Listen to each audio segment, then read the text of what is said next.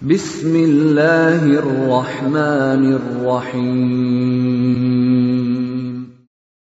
Waltakum minkum ummatun yad'una ilal khairi wa ya'muruna bil ma'ruf wa yanhauna 'anil munkar.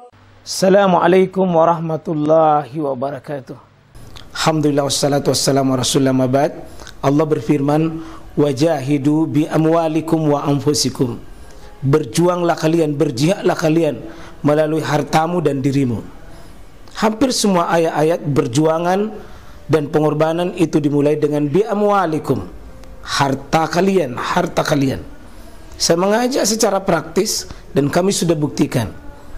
Rp1.000 itu bisa luar biasa, dahsyat. Bisa beli mobil, bisa buat kuburan, ya, bisa membangun masjid. Uang 1.000. Mari kita satukan uang 1.000 kita. Nanti kami jemput di rekening ini, insya Allah bisa kita buat. Di rekening ini, insya Allah kita buat sebuah kekuatan umat dengan Rp1.000. Rp1.000 dahsyat. Pembahasan kitab Bulughul Maram dengan babul ghusl. Ini bab mandi wal hukmil junub dan hukum-hukum sekitar junub. Ini dari judulnya kita lihat yang akan kita bahas ini tentu penyebab-penyebab mandi dan hukum-hukum nanti berkaitan ketika kita dalam keadaan junub. Apa perintahnya, apa larangannya, dan adab-adab yang berkaitan dengannya. Ya. Ini dua hal yang penting kita pahami. Babul ghusli, ya. Bab tentang mandi. Tentu di sini ada dua mandi. Kita babul ghusl di sini bisa al-ghuslu, bisa juga al-ghaslu. Ya, dua-duanya boleh. Ya, kalau dia tidak ada kata bab, dia bisa al-ghaslu, bisa al-ghuslu. Bisa di dhamma, bisa di fathah. Dengan tentu makna yang berbeda. Bab kalau dia prosesi disebut dengan prosesi mandi, bab adalah at-tathhir namanya, bab bersuci. Ya, bab bersuci ini ghusl. Ya. Jadi ada juga dalam ya mandinya itu sendiri adalah ghaslu. Dan nanti hukmi dan hukum-hukum yang berkaitan dengan orang yang junub, ya, berkaitan dengan junub, ya. InsyaAllah kita mulai pembahasan yang pertama. Hadis An-Nabi Sa'id Al-Khudri radhiyallahu anhu. Ini sahabat Abu Sa'id Al-Khudri. Abu Sa'id Al-Khudri, ya, radhiyallahu anhu, yang dari Allah atasnya qala Rasulullah SAW, bahwa kata Said ini yang meriwayatkan hadis ini al-ma'u minal ma', al-ma'u minal ma'. Cukup pendek hadisnya, maknanya cukup dalam. Al-ma'u minal ma', air itu karena adanya air. Munculnya air itu karena ada sebab air. Wah, ini bab namanya di kitab, kalau belajar nanti ilmu badi, itu ilmu balaghah, ya, keindahan berbahasa, seni berbahasa.